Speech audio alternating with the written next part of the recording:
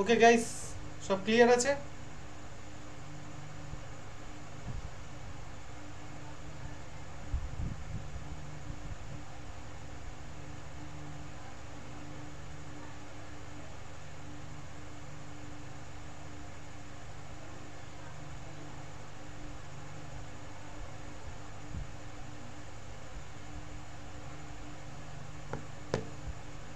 Audio video clear আছে, yes or no? Audio video clear আছে, yes or no? Audio video clear আছে?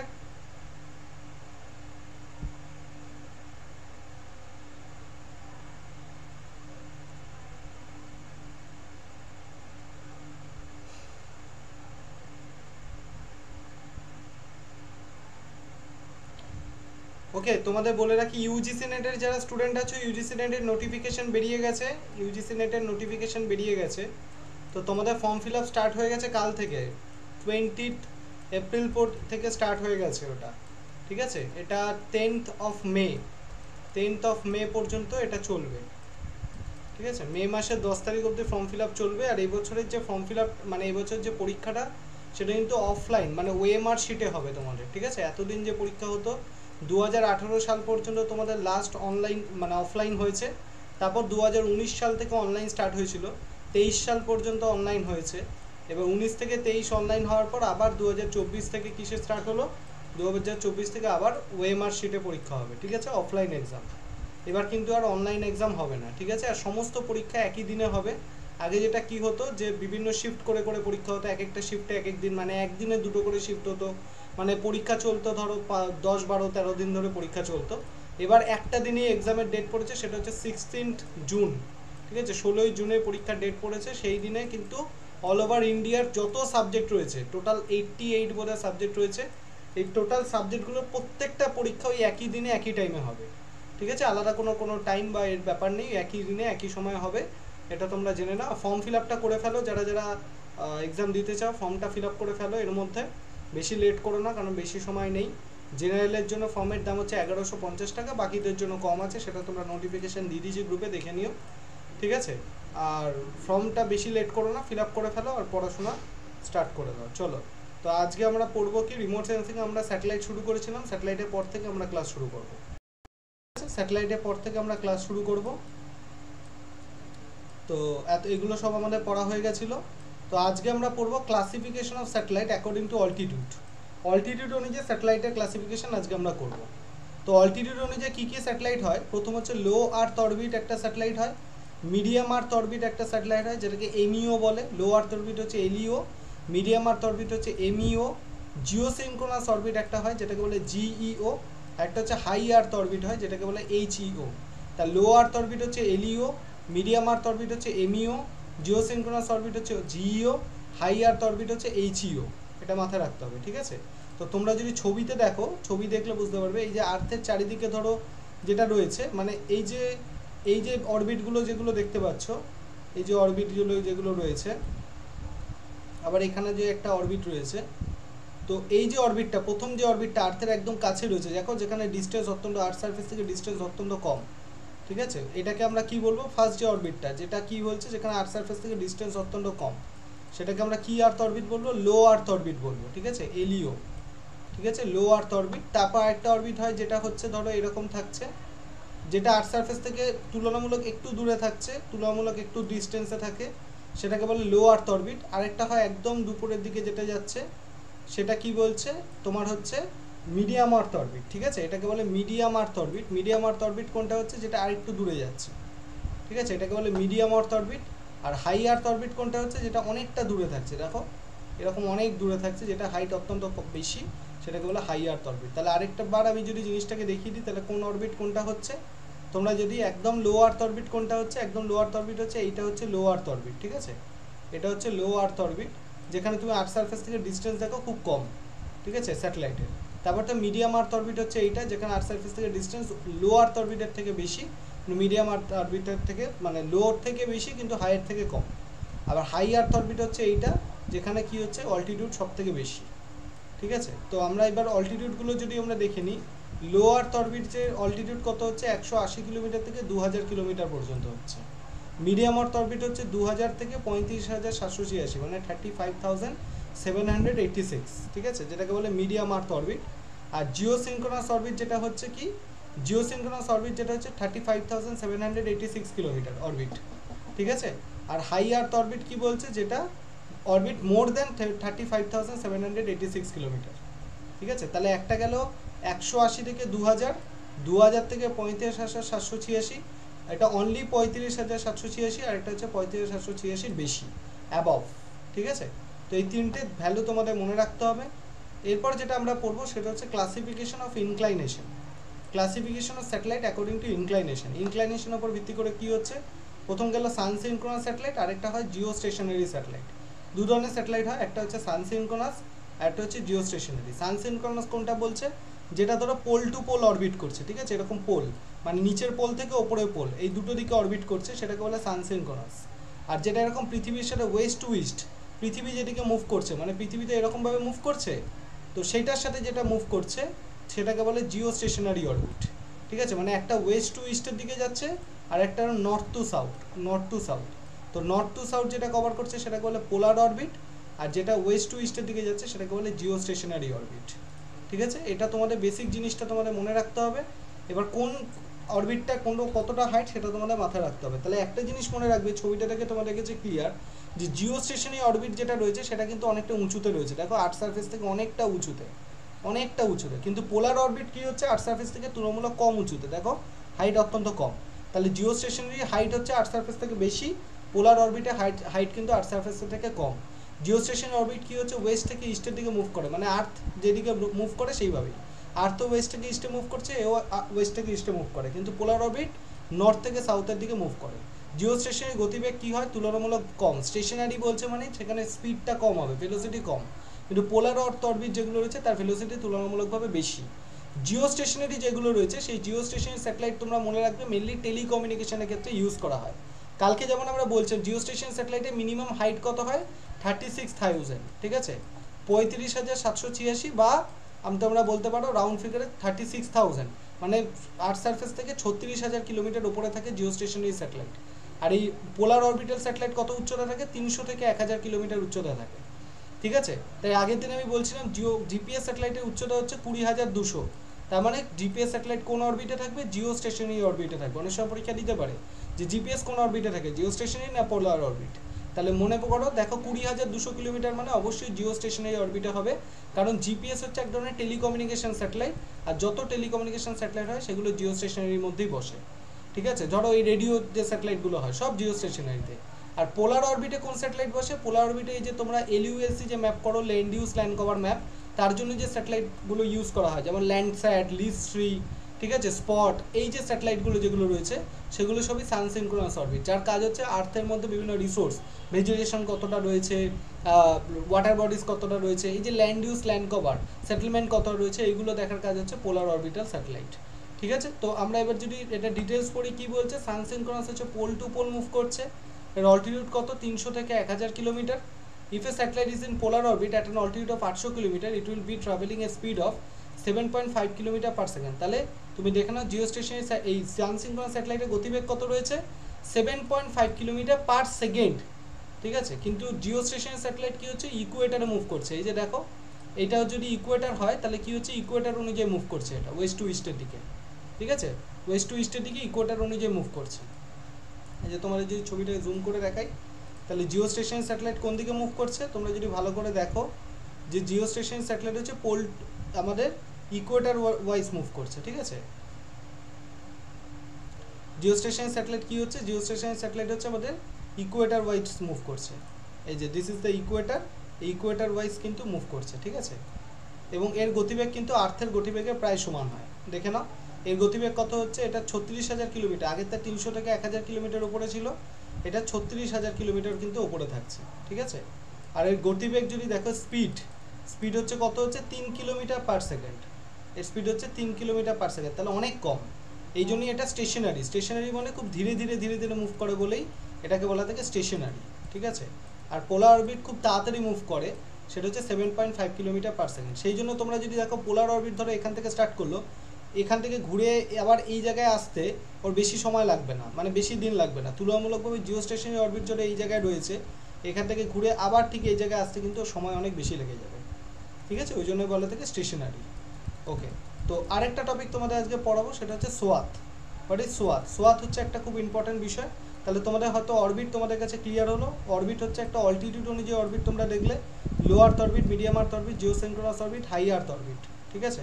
আরেকটা orbit তোমরা দেখলে ইনক্লাইনেশন অনুযায়ী, একটা সানসিনক্রোনাস, একটা হচ্ছে জিও স্টেশনারি। সানসিনক্রোনাস মনে রাখবে, যত রিমোট সেন্সিং স্যাটেলাইট আছে যেগুলো দিয়ে রিমোট সেন্সিং আমরা করি, রিমোট সেন্সিং যে স্যাটেলাইট যেগুলো আছে, যেমন ধরো তোমরা লিস্ট্রি, ল্যান্ডস্যাট, যেগুলো দিয়ে তোমরা land use land cover mapping করো, এই ধরনের যত স্যাটেলাইট আছে সব সানসিনক্রোনাস স্যাটেলাইট হবে। অন্যদিকে যে সমস্ত স্যাটেলাইটগুলো তোমার টেলিকমিউনিকেশনের ক্ষেত্রে কাজে লাগে, ঠিক আছে, সেইগুলো সবই, যেমন জিপিএস হতে পারে, রেডিও স্যাটেলাইট হতে পারে, যেগুলো ধরো যেমন হতে পারে তোমার ওই অ্যাকচুয়ালি জিস্যাট স্যাটেলাইট যেগুলোকে বলে, জিস্যাট স্যাটেলাইট কিন্তু এডুকেশনের ক্ষেত্রে কাজে লাগে, ঠিক আছে? জিস্যাট 4 বলে একটা স্যাটেলাইট আছে, যেটা স্বয়ংপ্রভা বলে একটা চ্যানেল হয়, স্বয়ংপ্রভা, ঠিক আছে? স্বয়ংপ্রভা বলে একটা চ্যানেল হয়, তোমরা পড়বে হয়তো পেপার 1-এ তোমরা পড়বে, যেটা নেটে স্টুডেন্ট আছো। স্বয়ংপ্রভা বলে একটা চ্যানেল আছে, যেটা টিভিতে তোমরা দেখতে পাবে, সরকারি চ্যানেল, ঠিক আছে? যেখানে তোমরা দিনে মানে 4বার তোমরা টোটাল ক্লাস, ওখানে রিপিট ক্লাস তোমরা ওখানে দেখতে পাবে, ঠিক আছে? তো এডুকেশনাল ক্লাস ওখানে তোমাদের ফ্রিতে সরকারের তরফ থেকে বিভিন্ন বিষয় পড়ানো হয়। যেখানে যে স্যাটেলাইটটি ইউজ করা তাকে জিস্যাট 4 বলা হয়, জিও স্টেশনারি স্যাটেলাইট যেটা 4। তাহলে এই জিস্যাট 4 এগুলো সব টেলিকমিউনিকেশন, তো সেই জন্য ওগুলো জিও স্টেশনারি অরবিটে লাগানো হয়। কিন্তু যে সমস্ত স্যাটেলাইট দিয়ে আমরা রিসোর্স মনিটর করি, ল্যান্ড ইউজ ল্যান্ড কভার করি, সেগুলো সব সানসিনক্রোনাস অরবিটে লাগানো হয়ে থাকে, ঠিক আছে? তো এবার তোমার পরীক্ষা দিয়ে দিতে পারে, বিভিন্ন স্যাটেলাইটের নাম দিয়ে দেবে, এবার তোমাকে বলতে হবে সেটা সানসিনক্রোনাস না জিও স্টেশনারি। সেটা সম্পর্কে, সেই স্যাটেলাইট সম্পর্কে তোমার একটা ধারণা থাকতে হবে, সম্যক ধারণা, তবেই তুমি সেটাকে আইডেন্টিফাই করতে পারবে কোনটা ল্যান্ড মানে তোমার হচ্ছে কোনটা সানসিনক্রোনাস এবং কোনটা জিও স্টেশনারি, তাহলে না হলে করতে পারবে না। নেক্সট হচ্ছে সোয়াথ কাকে বলে। সোয়াথ তোমরা হয়তো আর আগে পড়েছো কি পড়োনি আমি জানি না। সোয়াথ ব্যাপারটা হচ্ছে, তোমাদেরকে যদি আগে আগে নর্মালভাবে বলি যে সোয়াথ কি, হোয়াট ইজ সোয়াথ। সোয়াথ মানে হচ্ছে, ধরো তুমি একটা মানে টর্চ জ্বালালে, ঠিক আছে, একটা টর্চ। তাহলে টর্চটা কি হবে? টর্চটা হচ্ছে তোমার দেয়ালের মধ্যে যে আলো ফেলবে, একটা নির্দিষ্ট জায়গা পর্যন্ত আলোটা পড়বে, ঠিক আছে? তাহলে একটা টর্চের আলোতে যতটা অবধি এরিয়া কভার করছে সেটাকে একটা সোয়াথ বলে। যেমন আমি যদি সোজা তাকাই, আমি হয়তো এখান থেকে এতটা অবধি দেখতে পাচ্ছি, তার বেশি কিন্তু পেছনে যেগুলো আছে আমি দেখতে পাচ্ছি না। তারপরে আমি যতটা এরিয়া দেখতে পাচ্ছি সেটা হচ্ছে আমার সোয়াথ, ঠিক আছে? এই যে যদি তুমি এখানে দেখো, এখানে যে সেন্সারটা বসানো আছে স্যাটেলাইট, তাহলে স্যাটেলাইটটা কোন দিকে যাচ্ছে? এরকমভাবেই সামনের দিকে দেখো, এই যে সামনের দিকে ট্র্যাক যাচ্ছে। তার মানে কোথা থেকে কত অবধি দেখছে? এই পয়েন্ট থেকে ও এত অবধি পয়েন্ট পর্যন্ত দেখতে পাচ্ছে, ঠিক আছে? এই পয়েন্ট থেকে এত অবধি পয়েন্ট অবধি, এরপরের যে অংশগুলো রয়েছে সেগুলো কিন্তু আর দেখতে পাচ্ছে না। তো যতটা অংশ সে দেখতে পাচ্ছে সেটাকে তার কি বলা হয়? থাকে সোয়াথ বলা হয়, সোয়াথ।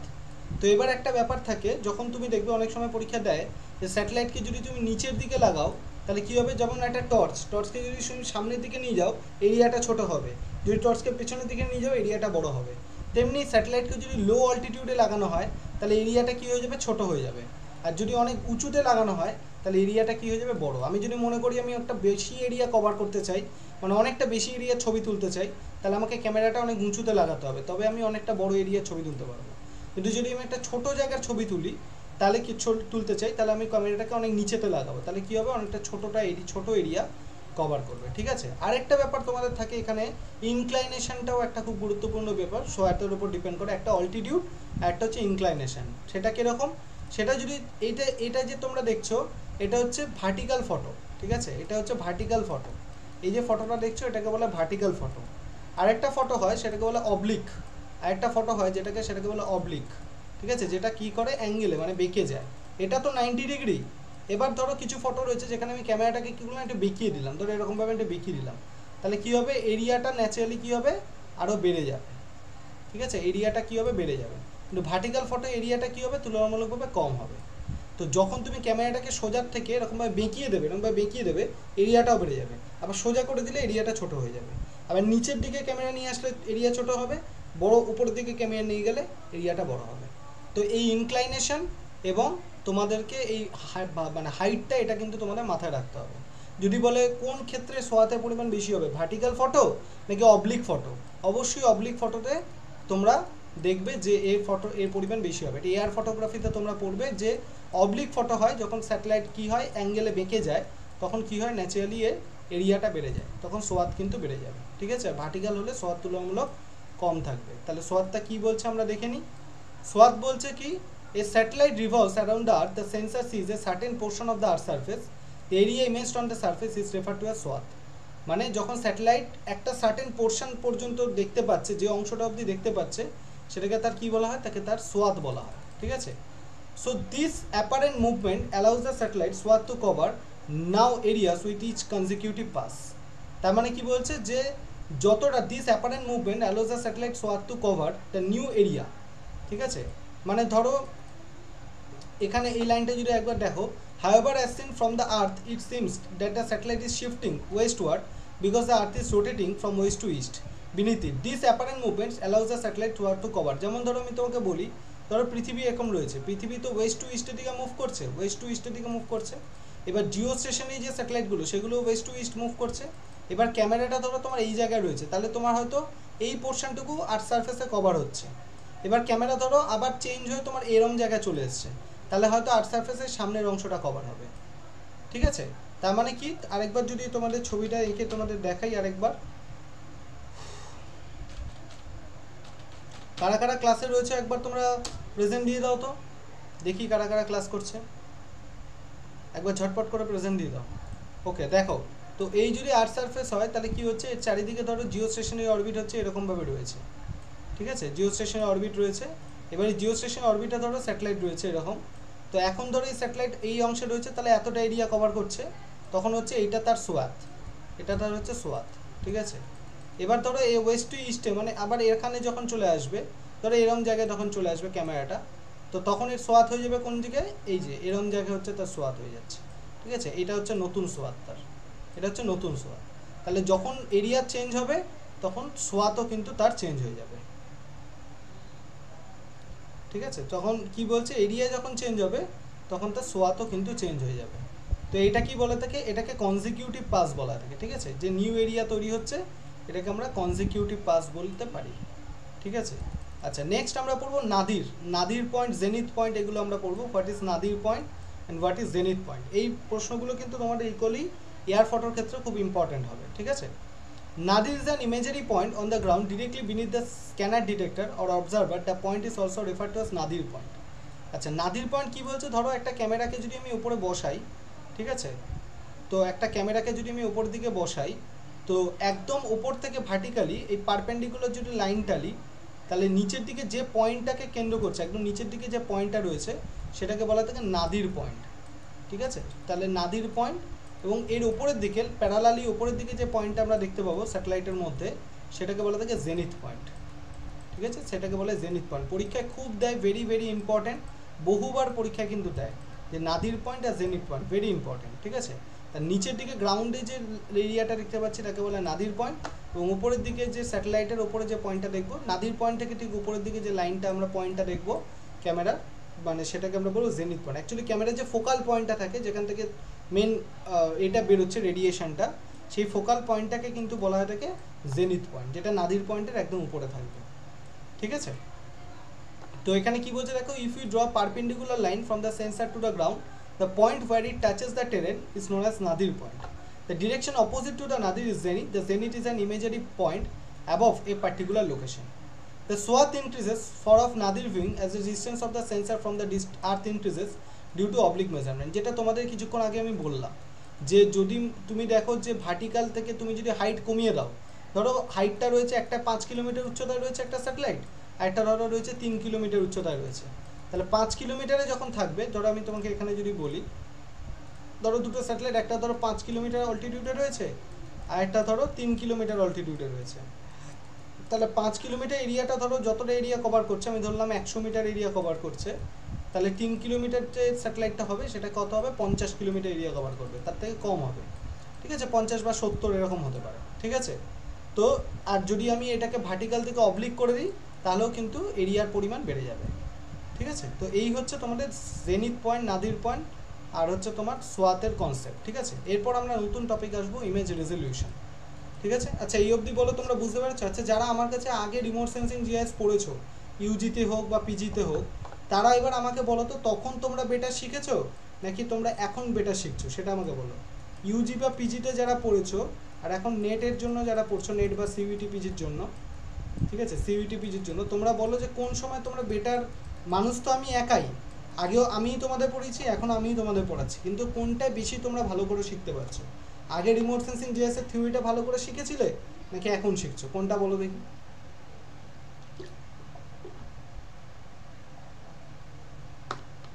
কোনটা বেটার যদি বলি, এখনেরটা না আগেরটা?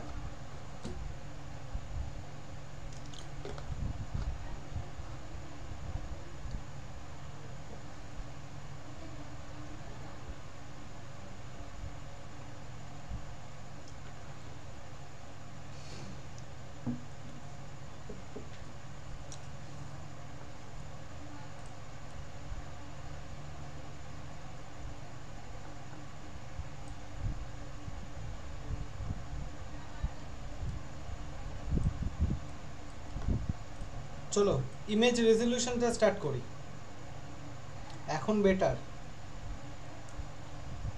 মৃত্তিকা বলছে এখন বেটার, তার মানে আগে খারাপ পড়িয়েছি, আগে পড়াইনি তার মানে।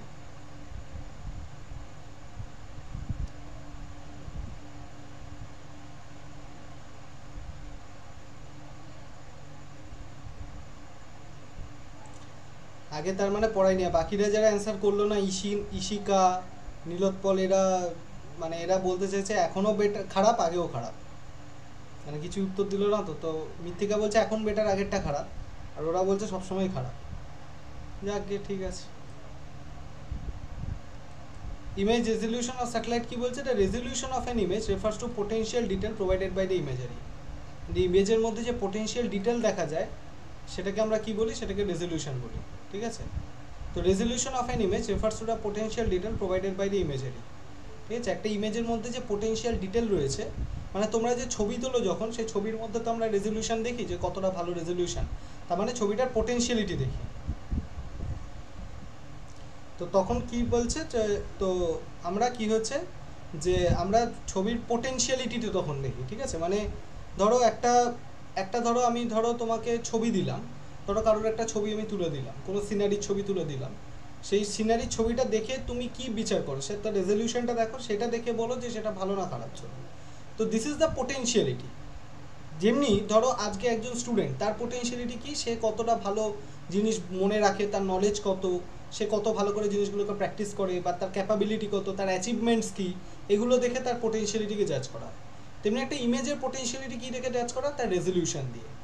তো রেজলিউশন কী কী হয়? Spatial, spectral, temporal and radiometric, ঠিক আছে। তো স্পেশাল রেজলিউশনটা কাকে বলে সেটা আমরা প্রথম পড়বো। What is special resolution? Spatial resolution কি বলছি? refers to variation in the reflectance or emittance determine the shape, size and texture of the target.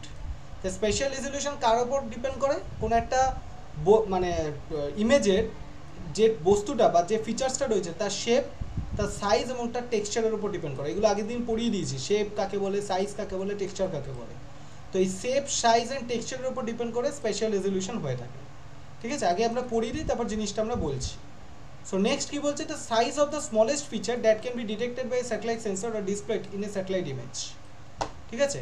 ধরো আমি তোমাকে স্পেশাল রেজলিউশনটা কি বলছি? স্পেশাল রেজলিউশন মানে ধরো আমি তোমাকে কি বলতে পারি? স্পেশাল রেজলিউশন মানে কতটা এরিয়া অফ কভারেজকে বলা থেকে স্পেশাল রেজলিউশন, ঠিক আছে। ধরো আমি তোমাকে একটা বলছি, ধরো সিমিলার অ্যামাউন্ট অফ বক্স, ধরো এই যে বক্সগুলোর যে সাইজগুলো দেখতে পাচ্ছ সেগুলো কিন্তু সিমিলার, সাইজ কিন্তু সিমিলার, ঠিক আছে। দেখা একদম সাইজ কিন্তু সিমিলার, ঠিক আছে, সিমিলার সাইজ, তুমি দেখবে না যে ছোট বড় রয়েছে। কিন্তু এখানে দেখবে ফার্স্ট এই এ নম্বরে কতটা এরিয়া কভার করা হয়েছে? 8 কিলোমিটার বাই 8 কিলোমিটার। এখানে কতটা কভার করা হয়েছে? 4 কিলোমিটার বাই 4 কিলোমিটার। আর এখানে কত হচ্ছে? 2 কিলোমিটার বাই 2 কিলোমিটার। তার প্রথম বক্সটা আমি কি কত ভাগ করেছি? প্রথম বক্সটা হচ্ছে 8 কিলোমিটার বাই 8 কিলোমিটার ভাগ করেছি, ঠিক আছে। প্রথম বক্সটাকে আমি কত ভাগে ভাগ করছি? পুরোটাকে একটা টোটাল লেন্থে ভাগ করে দিয়েছি। এটা 8 কিলোমিটার, এটা 8 কিলোমিটার। পরেরটা আমি কি করলাম? পরেরটা আমি ভাগ করলাম 4 কিলোমিটার 4 কিলোমিটার করে, এটা 4, এটা 4, তার মানে টোটাল হলো তার মানে 8 কিলোমিটার, ঠিক আছে। এইটুকুন 4, এইটুকুন 4, তার মানে এই পুরোটা কত হবে? 8 কিলোমিটার, ঠিক আছে। মানে আমি দুভাগে ভাগ করে নিলাম 4 কিলোমিটারকে, ঠিক আছে, আমি দুভাগে ভাগ করে নিলাম। আরেকটা কি করলাম? আমি 4 কিলোমিটার 8 কিলোমিটারকে দুই ভাগে ভাগ করলাম। দুভাগে কতগুলো ভাগ হলো তাহলে? 1, 2, 3, 4, এবার তোমরা আমাকে বলো যে এই 8 কিলোমিটারের একটা একটা দু ভাগে মানে 4 কিলোমিটার 4 কিলোমিটার করে দুটো ভাগ করেছি, আর একটা 2 কিলোমিটার করে চারটে ভাগ করেছি, কোনটার ক্ষেত্রে আমার রেজলিউশন সব থেকে ভালো হবে সেটা আমাকে একটুখানি ভেবেচিন্তে উত্তর দাও। কোনটার ক্ষেত্রে রেজলিউশন সব থেকে ভালো হবে? বা A B C, A B and C তিনটের মধ্যে কোনটার রেজলিউশন সব থেকে ভালো আসবে? একটা 8 কিলোমিটার বাই 8 কিলোমিটার, একটা 4 কিলোমিটার মানে 8 কিলোমিটারকে দু ভাগে ভাগ করেছি 4/4 করে, আর একটা 8 কিলোমিটারকে 4 ভাগে ভাগ করেছি 2/2 করে। এবার তুমি বলো যে কোনটার ক্ষেত্রে রেজলিউশন সব থেকে ভালো হবে? সেম এরিয়া কভার করছি, কিন্তু তার এরিয়াটাকে আমি কি করছি ডিভাইড করছি।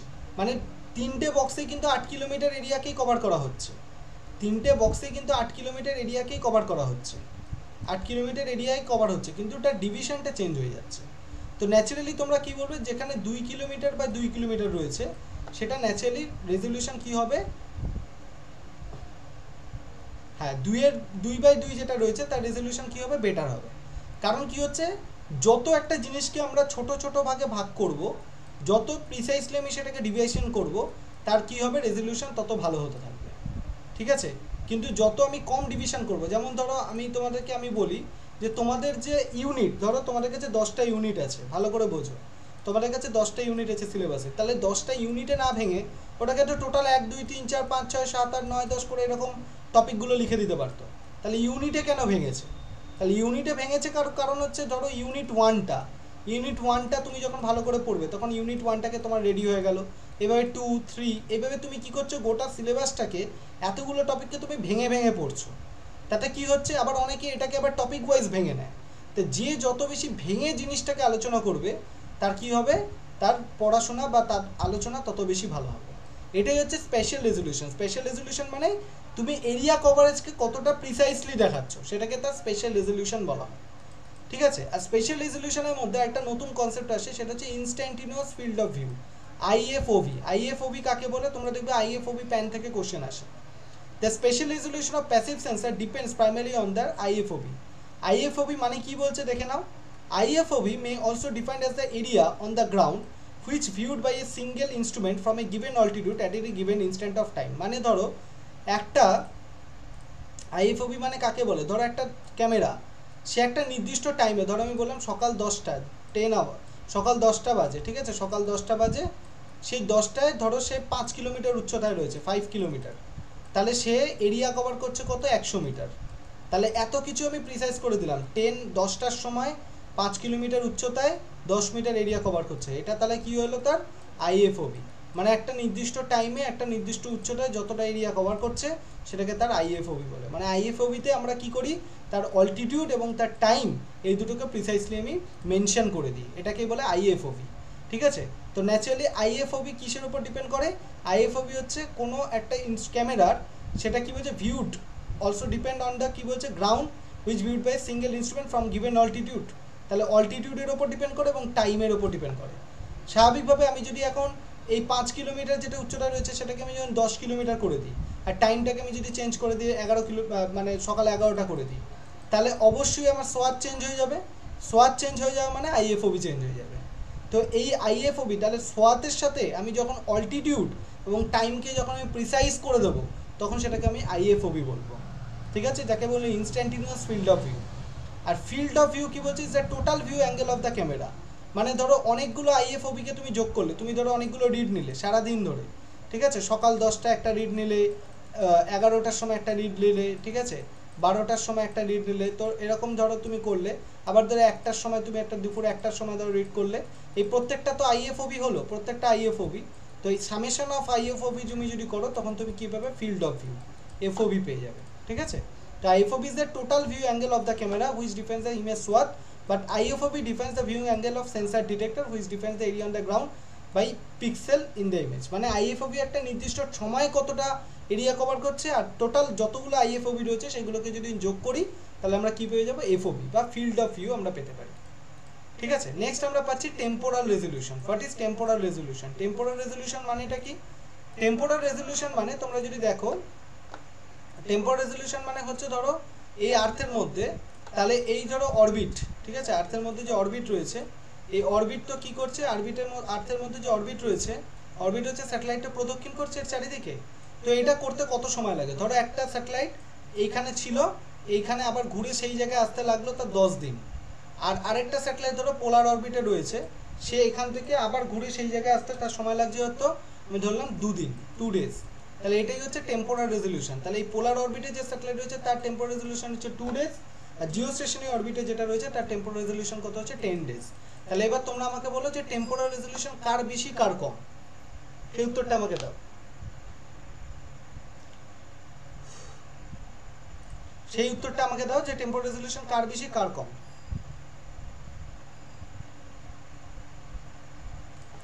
ন্যাচারালি যে 2 ডেজে কভার করছে, ঠিক আছে, যে 2 ডেজে কভার করছে না, যেটা হচ্ছে তোমার 10 ডেজে কভার করছে, কোন কার টেম্পোরাল রেজলিউশন বেশি হবে কার কম হবে?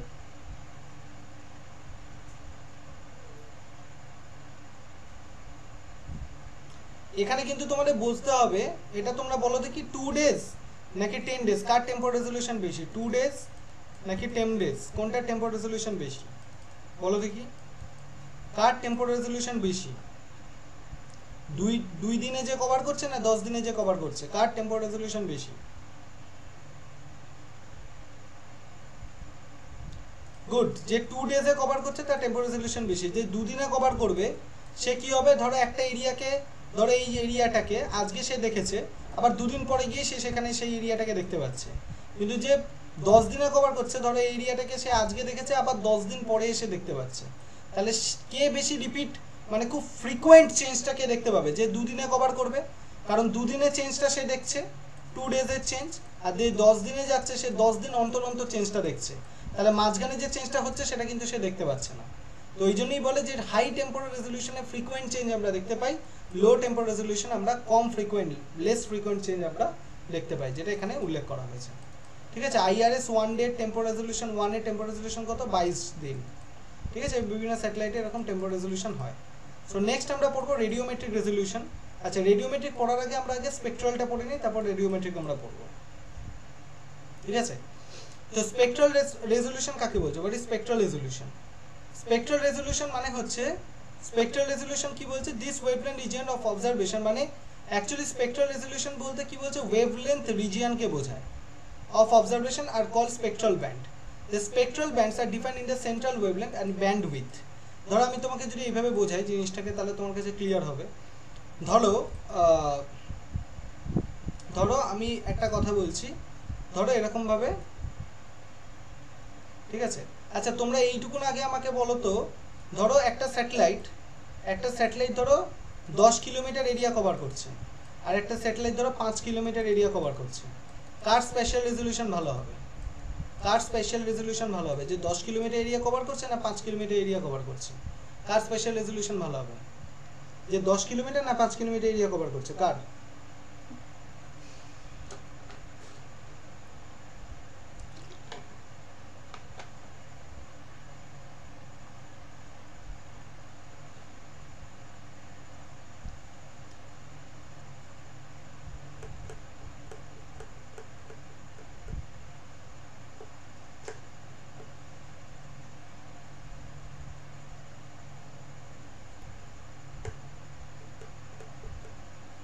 কার স্পেশাল রেজলিউশন ভালো হবে?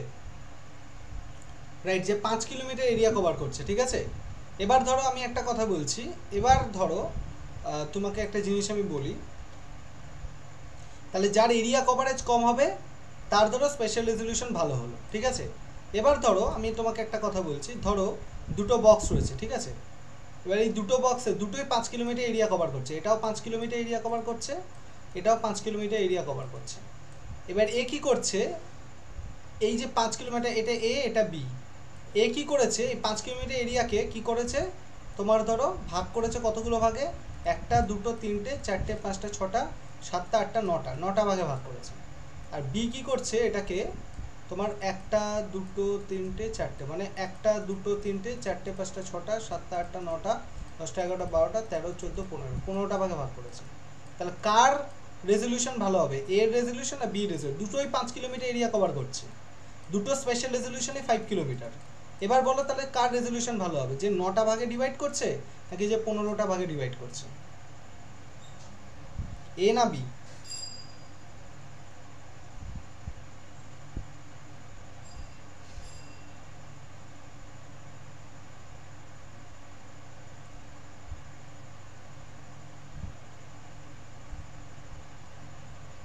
Okay right, B.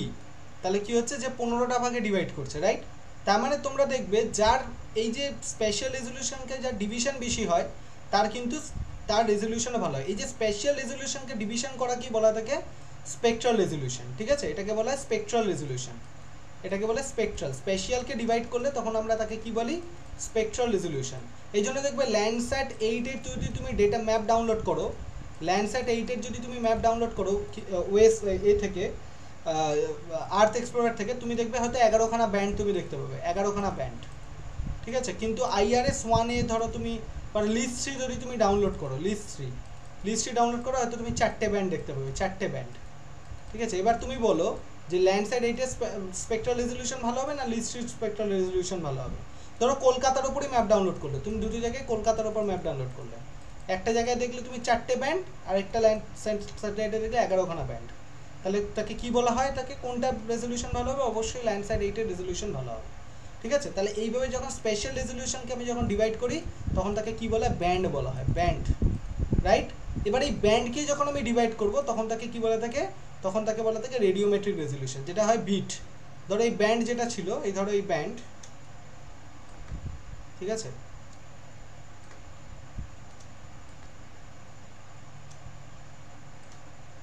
ধরো এই ব্যান্ড, তাহলে এই ব্যান্ডকে আমি কি করছি? বিটে ভাগ করছি, ঠিক আছে? ধরো এইগুলো হচ্ছে এক একটা ব্যান্ড, এটা ব্যান্ড 1, এটা 2, এটা 3, 4, 5, 6, 7, 8, 9, এই ব্যান্ডটাকে আমি ডিভাইড করছি। তাহলে কি করছি? আমি এই ব্যান্ডটাকে আবার ডিভাইড করছি, যেমন ধরো এরমভাবে ডিভাইড করছি, ঠিক আছে? আবার ধরো ব্যান্ডটাকে আমি ডিভাইড করছি,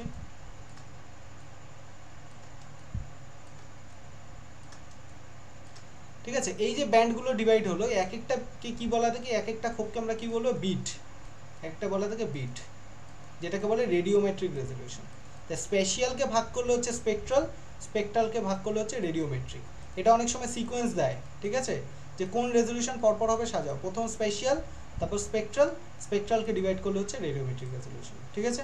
তাই এখানে বলে দিই যে এখানে রেডিওমেট্রিক রেজলিউশন দিয়েছে, দেখো band the specific wavelength interval in electromagnetic spectrum, ঠিক আছে? যেমন ধরো তুমি এখানে দেখতে পাচ্ছ, এখানে ধরো 8টা bit resolution, 2 bit resolution, 1 bit resolution.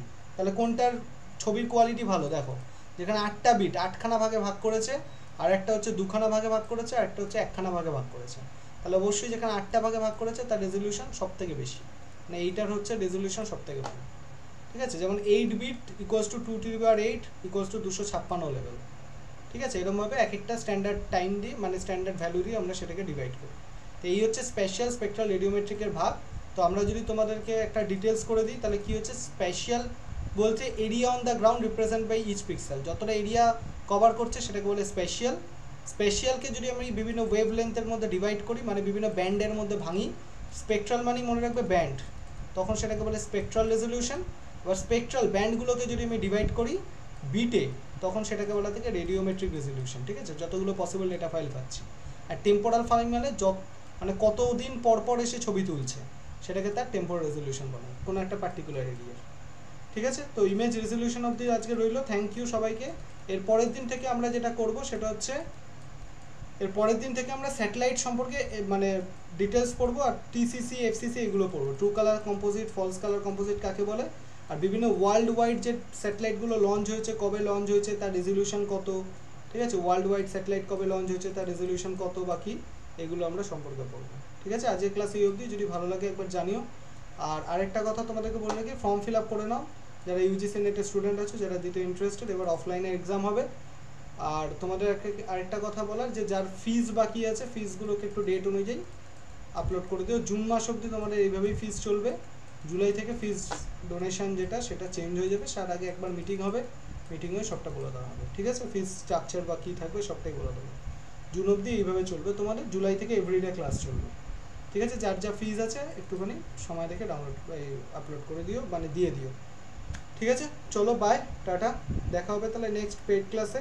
আর ফ্রি ক্লাস করতে থাকবে সবাই, ওকে, চলো বাই, টাটা।